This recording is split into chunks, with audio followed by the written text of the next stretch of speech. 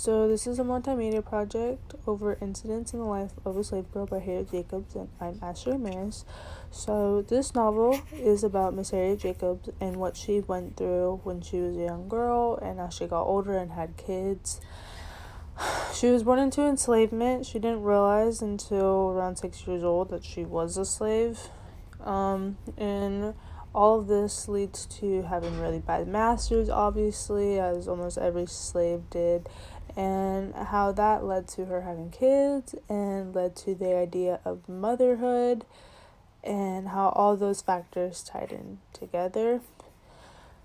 It also shows how she escaped, and at the end, she was happy with her family, and yeah, so the themes discussed are sexual/verbal harassment and motherhood. Those are the two that I noticed right off the bat.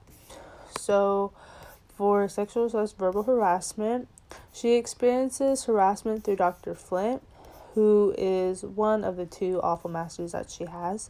This is his house. So this is where, she was going through all her probably awful experiences as a slave. She did experience a lot of sexual and verbal harassment. She was never in a sexual relationship with him, although he did want that, but she never gave into it. So, although it was a really tough experience for Jacob, she ended up turning it around as motivations to get out and think of a way of escaping. She was, I believe that she was hung up for around 7 years till she was able to escape.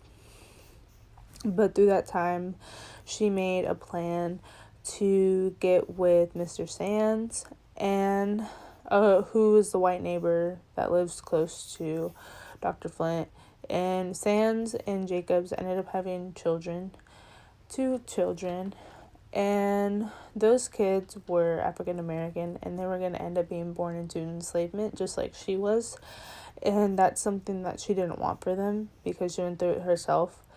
And so, with that said, it kind of shows the bad side of sexual harassment, because obviously, you can only imagine what she went through, because Jacobs didn't agree with something that her master told her to do, which is honestly kind of against the rules of slavery, kind of, not really, but it's what slavery was about, really, to the men, getting them to do whatever they wanted, and she wasn't giving that to him. And so it kind of shows how strong she was to not let that affect her. She ended up fighting through it and thought of a way to escape. So that leads to motherhood.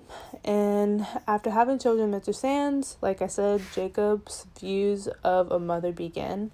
Obviously, she's now a mother. She has to think of, the children that she carried and what their life is going to be like. Obviously, because her childhood, it was a better one than most, but when she got into slavery, it just turned upside down for her. So she doesn't want that for her kids right off the bat.